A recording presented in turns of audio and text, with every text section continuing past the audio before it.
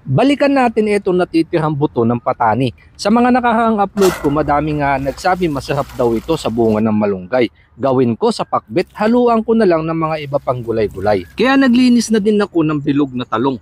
May purple naman ako dito pero mas bagay itong puti. At sa kabunga ng ampalayan ligaw, mas masarap sa pakbet kapag may kaunting pait.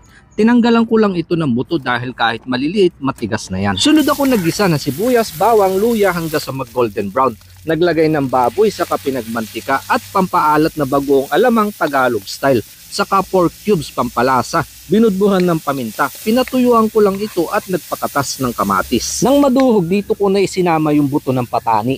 Nilagyan ng kaunting tubig na pangsabaw, pinakuluan upang makuha yung kumapit na sangkap sa kawali. Saka isinalin sa kasirola. Dito ko na itutuloy ang pagluluto kasama ng talong at tinakluban. Iniwan ko saglit sa mahinang apoy, slow cooking na. Saka ko ito binalikan. Inilagay yung ampalayan ligaw dahil gusto ko dito medyo half cook lang kasama na siling panigang. Hindi na kailangan ng mahabang pakuluan. Pakbet na malunggay na may kasamang talong, ampalayan ligaw at siling panigang nagimasin. Samahan pa ng patani, napaka-healthy. Hindi na overload yan. Pakbet overdose mayang. Maraming salamat po, Lord. Napakabuti nyo sa panibagong pagpapalang pinagkalob sa amin ngayong araw. Basbasan po ito in Jesus' name. Amen. Oh.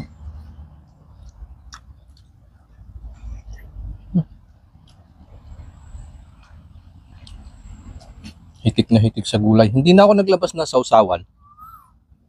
Tsaka isda. Kasi dito sa ulam na to, kompleto na yung kailangan ng katawan.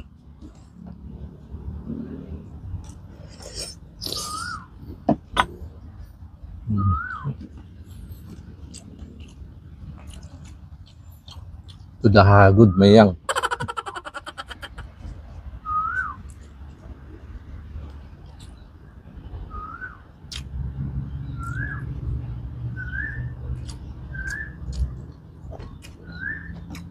Ang lutong. Sakto-sakto yung gusto kong texture na pagkakaluto.